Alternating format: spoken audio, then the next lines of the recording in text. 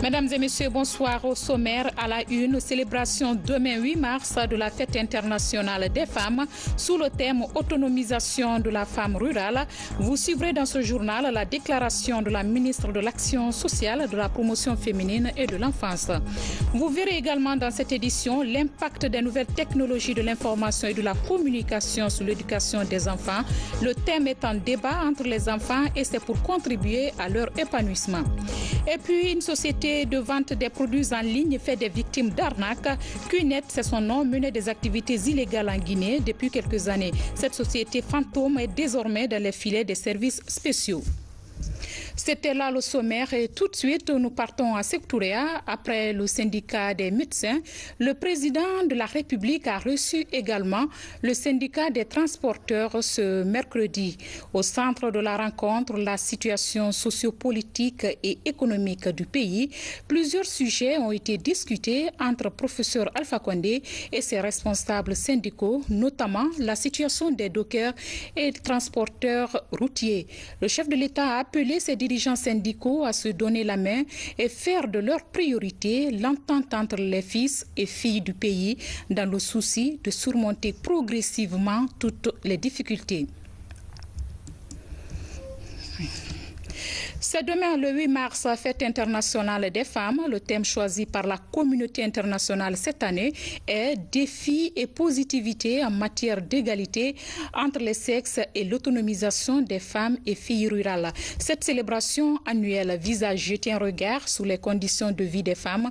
À propos, voici la déclaration de la ministre de l'Action sociale, de la promotion féminine et de l'enfance, commentée par Mohamed De Camara.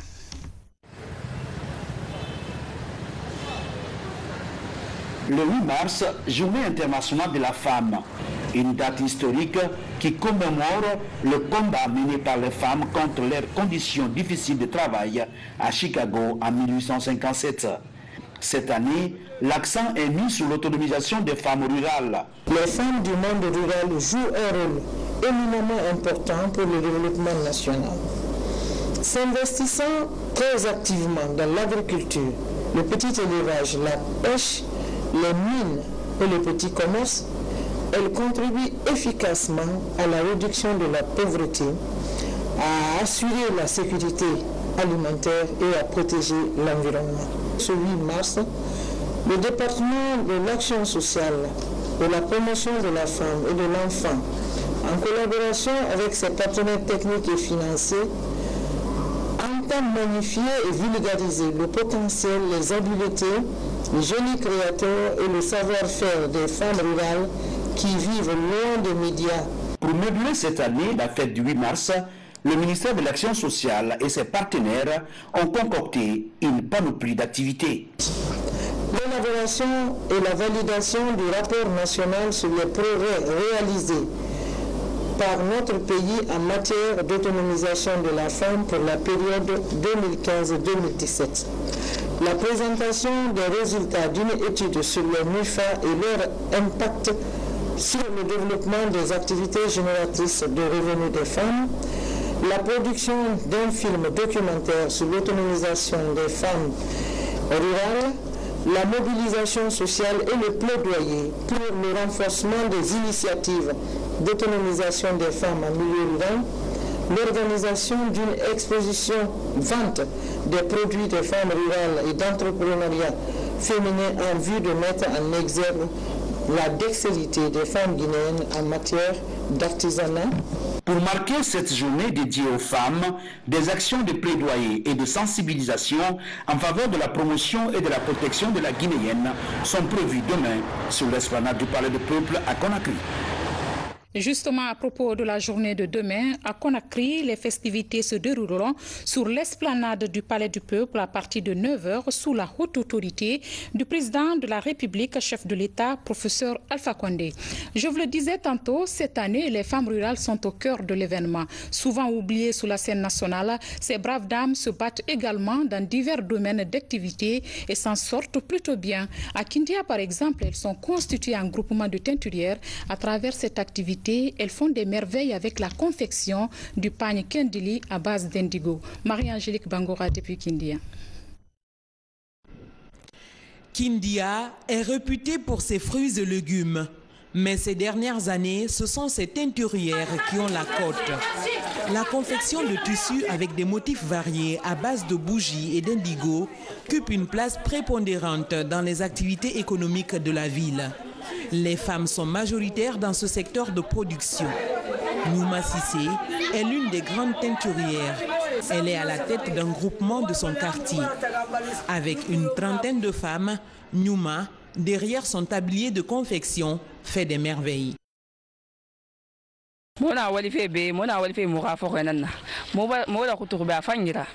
Ici, nous travaillons dans la cour familiale, mais avec le nombre de femmes, on est coincé. On n'a pas le choix. Imaginez un peu, depuis plus de 23 ans, c'est ici que tout se passe. La teinturerie est très répandue en milieu féminin. Le métier comporte cependant des risques sanitaires avec l'utilisation de produits dangereux comme la soude, des hydrosulfites et des colorants. L'odeur que dégagent ces substances chimiques irrite les narines et les poumons.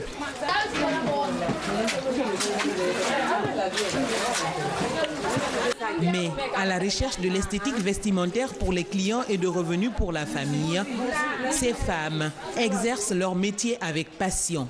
Le Kendili, qui est la marque labellisée des teinturières de Kindia, est obtenu d'une procédure méticuleuse. Le tissu blanc marqué à la bougie est trempé à plusieurs reprises dans de l'eau bouillante colorée d'indigo. L'opération allie dextérité et agilité. Le tout avec juste une paire de gants de protection en plastique et en bâton. Ce n'est pas cher. 2 pagnes varient entre 70 000 à 80 000 francs guinéens. Les clients viennent de divers horizons.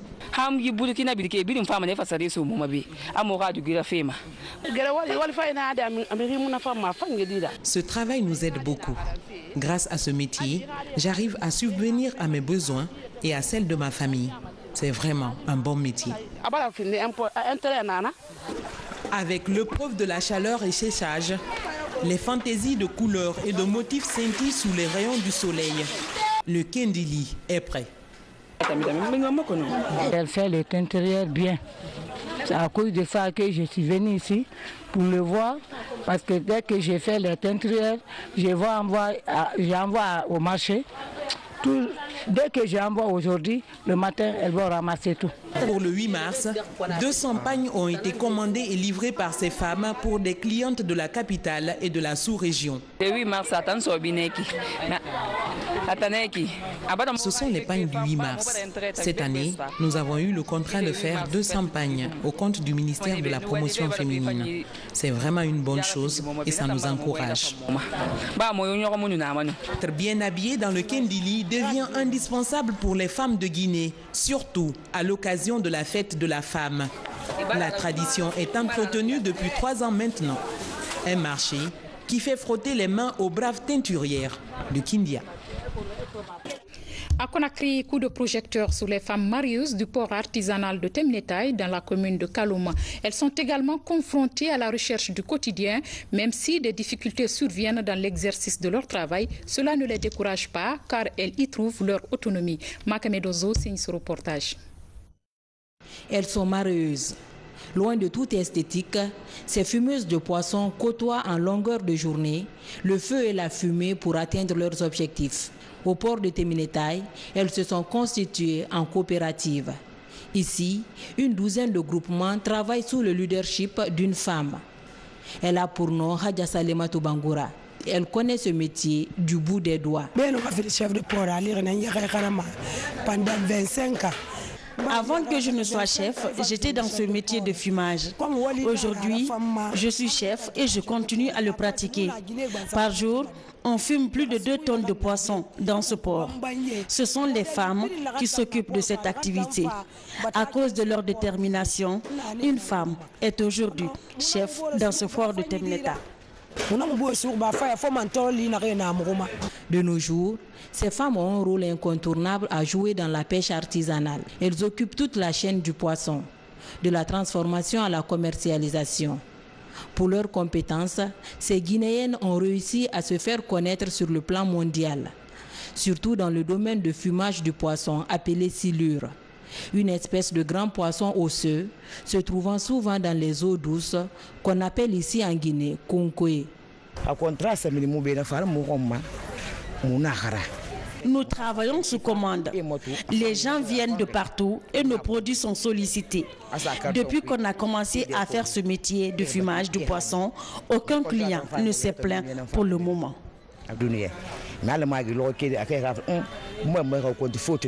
Pour pérenniser cette belle étiquette, ces fumeuses de poissons demandent une amélioration de leurs conditions de travail.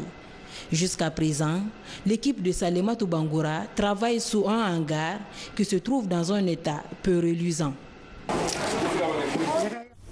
Parler de la femme, c'est aussi parler de ses problèmes de santé. Ce soir, nous faisons un focus sur le cancer du sein et celui du col de l'utérus. Ces deux types de cancer représentent 60% de cette pathologie chez les femmes. La plupart des victimes sont dépistées à un stade tardif de la maladie et deviennent du coup fatales. Comment se fait le dépistage et le traitement de ces pathologies? Élément de réponse dans ce reportage de Hadia Toubari. Parmi les pathologies cancéreuses les plus fréquentes chez les femmes, le cancer du col de l'utérus occupe la première place. Chaque année, près de 1500 femmes sont testées positives. La maladie est aussi, selon les spécialistes, la cause de décès de 800 femmes annuellement. Le patient ne consulte chez nous que tardivement. Il y a déjà une avancée de la maladie et là, généralement, le traitement diffère. Autre problème de santé affectant les femmes, le cancer du sein. Dans ce service de cancérologie de l'hôpital Jean-Paul II, 30% de l'activité médicale est consacrée au cancer du sein. Les femmes âgées de 30 à 45 ans sont les plus exposées à la maladie. La présence d'une boule entraînant la déformation du sein et une plaie constituent les éléments qui poussent les malades à se faire consulter.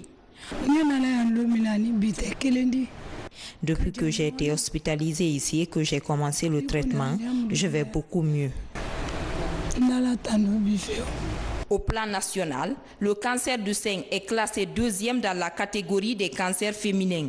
Son taux d'incidence est de 15 cas pour 100 000 habitants, soit 500 nouvelles femmes qui contractent la maladie. Parce que si la patiente consulte tardivement, le traitement est très cher. Généralement, les bilans d'abord. Les bilans sont coûteux. Les produits de chimiothérapie sont coûteux et la radiothérapie aussi, elle est très coûteuse. Et ça contribue à l'augmentation du taux de mortalité du cancer du sein en Guinée. En plus du cancer du col de l'utérus et celui du sein, qui sont les pathologies très fréquentes chez les femmes, les fistules obstétricales, myomes et kystes s'ajoutent à la liste des maladies qui préoccupent la couche féminine. À propos de ces deux pathologies, nous allons recevoir sur ce plateau Dr Guéné Fadima Kaba. Elle est la directrice nationale de la santé familiale et de la nutrition. Bonsoir Dr Guéné. Bonsoir. Nous venons de suivre ce reportage sur ces deux types de cancers. Ils sont aujourd'hui les plus meurtriers chez les femmes. Pourquoi autant de victimes? Ce reportage nous permet de montrer clairement que les cancers du col de l'utérus et du sein sont un véritable problème de santé publique et ça prouve l'importance de mettre encore l'accent sur la prévention. Comme vous l'avez vu dans le reportage, la prise en charge est complexe et difficile. Les produits sont coûteux. Donc, l'essentiel doit être fait vraiment au niveau de la prévention. Comment se fait cette prévention? Cette prévention se fait, il y a déjà un centre de cancérologie à l'hôpital Donka. Il y a aussi des campagnes de dépistage qui se font régulièrement dans le pays et que le gouvernement, le ministère de la Santé organise avec l'accompagnement des partenaires. Aujourd'hui, ces campagnes de dépistage sont gratuites ou bien elles sont payantes? Gratuites. On le fait gratuitement. Et aujourd'hui, à Conakry, on peut dépister les lésions précancéreuses et faire la prise en charge. Donc, c'est inviter vraiment les femmes. Ce sont les cancers qui sont fréquents, mais qu'on peut réduire vraiment la mortalité en se faisant dépister très tôt. C'est pour ça que nous insistons sur la valeur du dépistage pour réduire la mortalité liée à ce type de cancer. Comment se fait le traitement? Est-ce qu'il y a une prise en charge? Le traitement, il y a un programme national de lutte contre le cancer, mais le traitement, la prise en charge, comme vous l'avez vu dans le reportage, est très très coûteux. Il y a un certain nombre d'éléments de prise en charge qui ne se font pas sur place. D'où encore, je reviens là-dessus, la nécessité de mettre vraiment l'accent sur la prévention, le dépistage précoce, qui permet à une femme de guérir presque totalement de son cancer. Que ce soit le cancer de sein ou de l'utérus, lorsque le dépistage est fait très tôt, on peut guérir vraiment à 100% du cancer. Est-ce que dans votre programme national, par rapport à ces campagnes de sensibilisation et de dépistage, vous touchez les zones rurales? Parce que n'oubliez pas que le thème cette année, c'est l'autonomisation de la femme rurale. Donc la femme rurale est au cœur de tout. En fait, la sensibilisation couvre en général tout le pays. Tout le pays, et les messages sont transmis via les radios rurales et communautaires pour inciter les femmes à venir se faire dépister lors des campagnes, et au niveau des centres de santé aussi, lors des consultations prénatales. On profite en fait de toutes les occasions pour donner l'information sur la nécessité de faire le dépistage de ces deux types de cancers qui peuvent, encore une fois, je le dis, être guéris lorsqu'on les découvre à temps. Oui. Et nous allons revenir sur le sujet de la maternité, la santé maternelle. Aujourd'hui encore, on parle d'un taux élevé de mortalité en couche. Oui, le taux de mortalité reste d'une manière générale élevé dans le pays, mais il faut reconnaître que des efforts ont été faits dans la réduction, et le taux, depuis 2012, on a vu régulièrement une baisse constante du taux de femmes qui meurent en accouchant. C'est-à-dire de 980, on est venu à 727, puis aujourd'hui on a 550. C'est encore élevé par rapport à ce que nous visions comme réduction, et vraiment les efforts sont en train d'être mis en termes de couverture en soins obstétricaux, néonataux, d'urgence, et tout pendant la grossesse et l'accouchement, tout ce qu'il faut, pour me faire comprendre par tout le monde, pour que les femmes ne meurent pas en donnant la vie. Pour finir, la césarienne, est-ce que sa gratuité est effective? La césarienne est gratuite sur toute l'étendue du territoire. Elle doit être effective. Peut-être que là où il y a parfois des petits problèmes, c'est au niveau des urgences. Et là aussi, c'est l'une des priorités du ministre de la Santé actuellement, pour faire en sorte que les situations d'urgence soient maîtrisées. Parce que c'est lorsque la césarienne est programmée, il y a moins de problèmes. Mais lorsqu'elle survient pendant une urgence, il y a des problèmes. C'est pour ça que nous sommes en train de vraiment travailler là-dessus pour cerner les situations pendant les urgences. Merci, Dr Guéné, d'être venu sur ce plateau. C'est à moi de vous remercier. Bonne fête à vous. Bonne fête, merci. Pour revenir à ce journal, le Japon, à travers le PNUD, offre des équipements sanitaires au laboratoire de l'Institut national de la santé publique. Ce don s'inscrit dans le cadre de la relance du système sanitaire des pays touchés par Ebola. Ce sont des équipements de dernière génération qui permettront de répondre aux attentes du pays en termes de diagnostic pour un système d'alerte efficace. Abdoulaye Diallo. Des équipements sanitaires pour le laboratoire de l'Institut national de santé publique. Ils sont essentiellement composés d'un groupe électrogène, de 2 microscopes et autres matériels. Ce don du Japon s'inscrit dans le cadre du projet de renforcement de la surveillance épidémiologique dans les 4 pays touchés par la maladie à virus Ebola il y a quelques années. Grâce à cela, nous souhaitons que éventuelle prochaine apparition des maladies infectieuses, tous ces pays peuvent analyser rapidement et prendre des mesures nécessaires pour lutter et endiguer l'épidémie éventuelle. Ces équipements devraient permettre à ce laboratoire de référence d'établir des diagnostics fiables, de fournir des données pour un système d'alerte efficace contre toute éventuelle épidémie en Guinée. Nous ne pouvons donc saluer ce don et rassurer le partenaire et l'ambassadeur du Japon que ce don sera judicieusement utilisé par le personnel de l'Institut national de santé publique dans le cadre de ces recherches. Ce projet est initié par le Programme des Nations Unies pour le développement PNUD et financé par le gouvernement japonais à hauteur de 4 500 000 $ US pour les pays qui ont été frappés par l'épidémie. En Guinée, en plus de cette assistance, le Japon, à travers la JICA, promet la construction de nouveaux sièges pour abriter l'Institut national de santé publique. Et cette question, quel est l'impact des NTIC sur l'éducation des enfants? Le sujet est en débat à Conakry. Il s'agit de faire participer les tout-petits à la prise de décision allant dans le sens de leur épanouissement. Reportage signé ça à Maratolno. Accompagnés de leurs amis d'autres communautés, ils arrivent de plusieurs paroisses de Conakry. Ici, à la Blue Zone de Somphonia, ces enfants se sont donné rendez-vous pour débattre des questions relatives à leur éducation et à leurs droits. L'épanouissement des enfants et l'impact des nouvelles techniques de l'information et de la communication, notamment des réseaux sociaux, sur leur éducation, sont aussi abordés.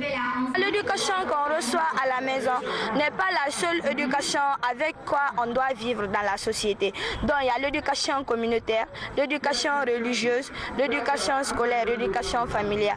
Donc selon moi, toutes ces éducations-là se complètent et aujourd'hui, je crois dans la société, je dois adopter toutes les bonnes manières afin de me remarquer positivement parmi mes aînés, mes amis et mes mamans. Les NTIC peuvent nous permettre de communiquer même avec des personnes que nous aimons qui sont éloignées. Mais ça a aussi beaucoup de conséquences, surtout dans ce 21e siècle. Les enfants n'arrivent plus à se concentrer sur leurs leçons à cause des Facebook, des téléphones. Certains avec les jeux, avec les téléphones Android, ils n'arrivent plus à se concentrer pour mieux étudier. Je voudrais dire aux enfants d'éviter, même si on a les téléphones, d'utiliser juste pour appeler ou pour faire des recherches très importantes lors des exposés ou des évaluations. Je dirais aussi aux parents d'élèves d'éviter de donner les téléphones à bas âge aux enfants. Cette tribune d'échange des tout-petits est une initiative du Mouvement international d'apostolat des enfants de Guinée, CVAV. Objectif, faire participer des enfants à la prise de décision pour leur bien-être. Cette table ronde avec les enfants s'inscrit dans la démarche du mouvement CVAV d'amener les enfants à se prendre en charge, à comprendre les choses qu'ils vivent, qui se passent autour d'eux. À la sortie d'ici, nous irons plus loin. Non seulement il y aura un document que nous allons faire, mais à travers la couverture médiatique, nous allons aussi, ça sera un message pour les institutions, pour les parents.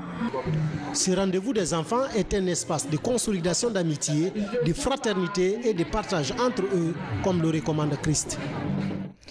Et puis, tenu à Conakry, d'un forum d'échange sur les opportunités d'accès au marché pour les petites et moyennes entreprises locales. Ce forum s'inscrit dans le cadre de l'opérationnalisation de la politique de promotion du contenu local dans le secteur minier. Des précisions avec Alga Simba. Comment améliorer l'accès au marché pour les petites et moyennes entreprises locales en Guinée? C'est l'enjeu de ce forum sur les opportunités à saisir par les investisseurs locaux. Ici, les fournisseurs de services et de produits partagent leurs préoccupations avec les donneurs d'ordre, des entités qui commandent des prestations.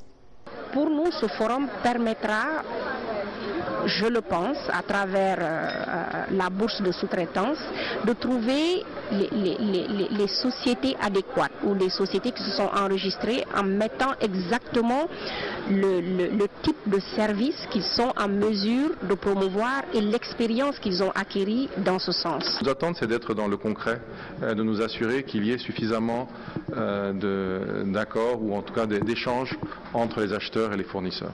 Ce forum de 150 participants va permettre aux PME locales d'avoir des discussions approfondies avec les entreprises pouvant leur fournir des opportunités d'affaires. Cela dans le but de comprendre les exigences de qualité pour être compétitif et accéder au marché, notamment dans le secteur minier. Il y a des opportunités. Nous travaillons avec les entreprises minières pour pouvoir assurer la promotion du contenu local, mais nous devons aussi travailler avec les PME locales pour pouvoir relever leur niveau de capacité pour qu'elles puissent être compétitives. Cette année, nous avons différents projets avec le ministère en charge de l'industrie et des PME, avec l'Agence pour la promotion des investissements privés en Guinée, avec les partenaires comme la SFI, avec les sociétés minières pour pouvoir renforcer les capacités des PME. À travers ce projet d'appui aux petites et moyennes entreprises guinéennes, la Banque mondiale poursuit son accompagnement au secteur privé. La SFI et le groupe de la mondiale disposent d'instruments pour aider les PME et PMI à améliorer leurs capacités. Il s'agit de problématiques de financement.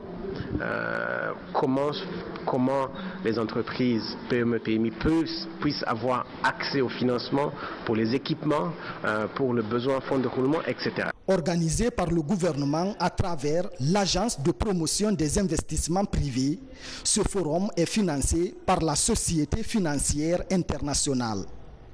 Il participe au renforcement de la dynamique de l'opérationnalisation de la politique de promotion du contenu local dans le secteur minier. Restons dans ce secteur minier. Notre pays doit renouveler sa conformité aux normes de l'initiative pour la transparence dans les industries extractives. Pour réussir ce pari, l'ITIE Guinée s'active dans la production de son rapport 2016 conformément aux nouvelles exigences de l'ITIE international. Mohamed Alpha Baldé revient sur ce rapport. Après la visite de travail de la délégation de l'ITIE international, l'ITIE Guinée fait le point de la situation. Engagé dans le processus d'une nouvelle validation du pays, le comité de pilotage échange sur les recommandations et exigences de l'institution internationale.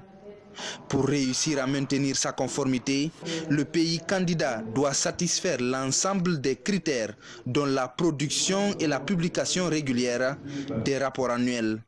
J'ai mis en place avec les autres membres du comité de pilotage une commission qui est dirigée par le directeur national adjoint de la décentralisation, ici à côté de moi, qui va travailler avec un groupe donc sur le suivi méticuleux de tous les points de faiblesse qui sont identifiés. Il y a un guide d'évaluation qui a été fourni par la mission d'ITIE internationale. Ce guide-là sera suivi de façon religieuse pour qu'on puisse sortir un rapport qui est totalement conforme aux exigences pour qu'on puisse être mieux évalué. Absolument avoir 10 sur 10. À date, le processus de production du rapport 2016 se poursuit.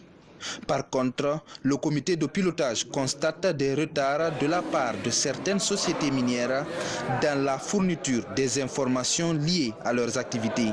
Nous sommes en retard déjà de 10 jours. Il faut qu'on arrive encore à sensibiliser les sociétés sur l'importance de la transparence.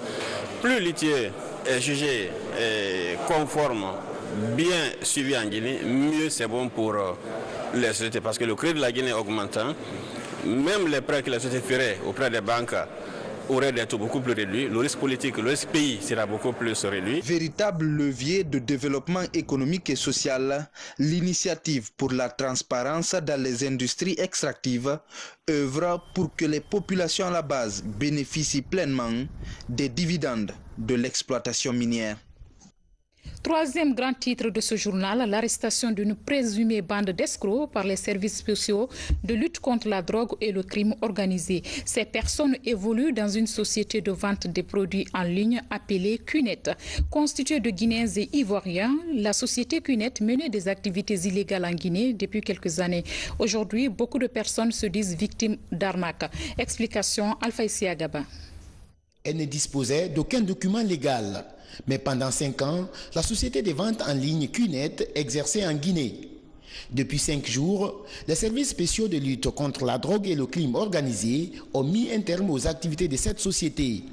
7 de ses hauts responsables sont mis aux arrêts et accusés d'escroquerie à grande échelle. Ces gens-là sont venus s'installer dans notre pays pour juste arnaquer les gens. En 2016, on les interpelle, ils sont traduits devant les tribunaux. En 2017, ils reviennent avec force.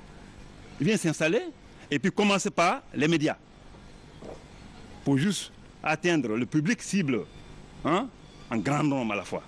C'est de l'arnaque. Cunet opérait à ciel ouvert à Conakry et dans les capitales régionales. Plus de 100 000 Guinéens sont inscrits dans le réseau. La mise est de 6 millions de francs guinéens et plus par membre. Le rêve est de gagner $200 par semaine. Un montant susceptible de grossir en fonction du nombre de personnes entraînées dans le réseau. Au fait, Cunet en soi n'est pas mauvais. C'est un commerce en ligne sur Internet. Mais ces gens en font un moyen d'arnaque. Alors que chaque personne peut acheter n'importe quel produit en ligne librement. Mais pour leur cas, pour acheter un produit qui est là en ligne, il faut être membre. Et pour être membre, il faut payer de l'argent. Et c'est cette forme d'escroquerie que nous sommes en train de démanteler. Ils ont réussi quand même à faire adhérer beaucoup de hauts cadres de l'État. Ça, c'est pour leur propre protection. Chacun fait son achat de façon libre. Ce n'est pas parce que je suis à Koué, quelqu'un n'aime pas ma tête, que tout le monde donne l'argent à Koué. La personne qui est aujourd'hui censée de vous répondre correctement, c'est Souleymane Doumbouya, celui qui représente la compagnie. Ce n'est pas les RI qui ont acheté un produit. Je suis un client de la compagnie, je ne suis pas un représentant de la compagnie. Celui qui a une possibilité de dignement représenter la compagnie sur le sol guinéen. Moi, je ne représente pas la compagnie sur le sol guinéen. Oui. Ce n'est pas parce que j'ai acheté un produit qu'on peut m'appeler. Les personnes interpellées sont détenues en ce moment à la maison centrale de Conakry. Les services spéciaux de lutte contre la drogue et le crime organisé poursuivent des investigations pour mieux démanteler le réseau. Certaines victimes du réseau commencent à délier leur langue et à porter plainte contre la société Cunet. C'était donc un reportage rendu par Bernard Tonguino. Et cette visite traditionnelle du chef d'état-major général des armées dans les centres de santé hospitaliers de Conakry, c'est pour s'enquérir de l'état de santé du personnel du corps militaire et paramilitaire alité. Commandant Mohamed Kassé est correspondant de la presse militaire.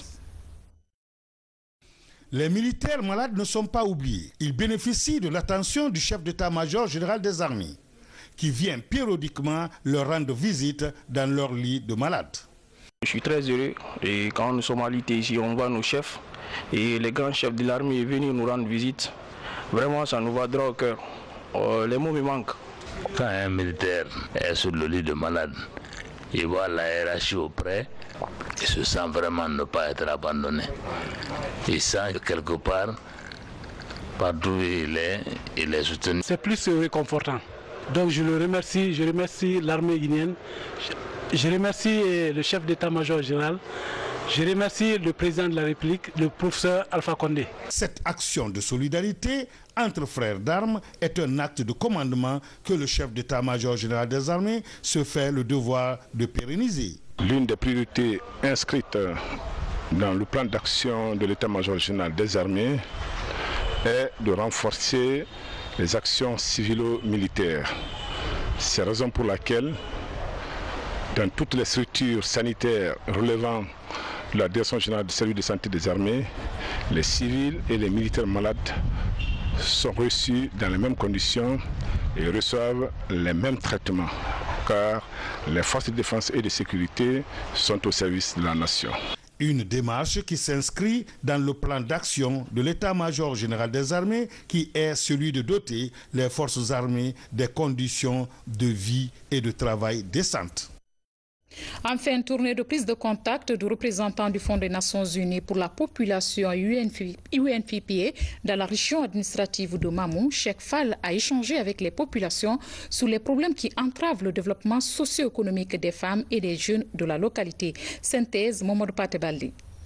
Cette visite du représentant de l'UNFPA en Guinée s'inscrit dans le cadre de la revue des appuis de son institution aux populations de Mamou.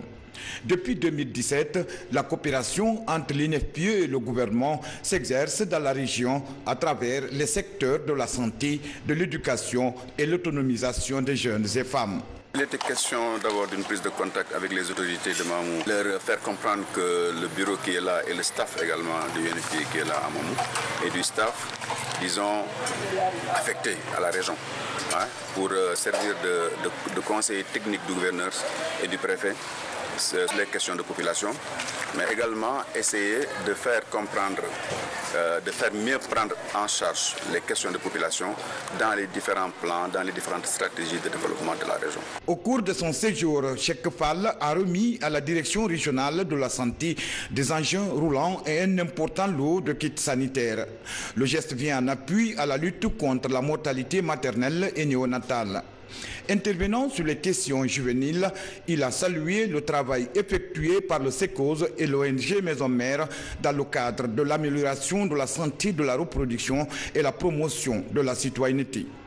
Au centre d'appui à l'autopromotion féminine, la mission a hautement apprécié le niveau de formation de 240 filles en couture, coiffure et en art culinaire. De là, la délégation s'est ensuite rendue à Touné, situé à 32 km de Mamou Centre. Un centre de loisirs a été inauguré. Partout, des doléances sont formulées pour une meilleure intervention sur le terrain. Les autorités, les populations ont clairement apprécié l'apport de l'UNFPA dans la région et nous ont cité nommément ce que l'UNFPA a fait dans le domaine de la lutte contre la mortalité maternelle, dans le domaine de l'autonomisation de la femme, dans le domaine de la lutte contre les violences basées sur le genre et également dans le domaine de la prise en charge des questions de jeunes. Dans tous ces domaines, l'UNFPA a été fortement présent dans la région et je pense à la grande satisfaction des populations.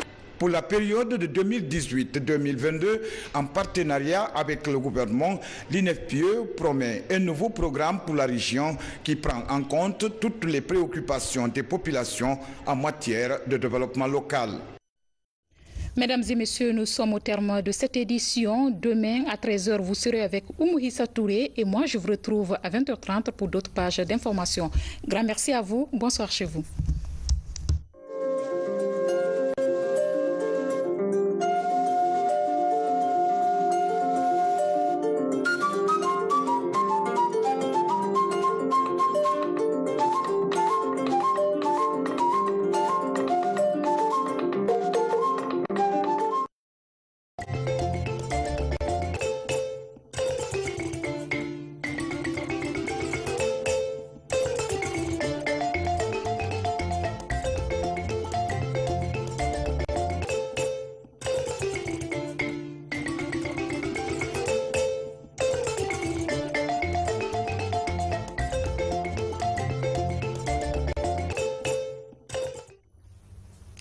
Ambaden kema nam sumanu fem ma gido wati mena kal nyalo an télévision ba sawrado an wal nyolon foli lale wo me andar na ku nyami na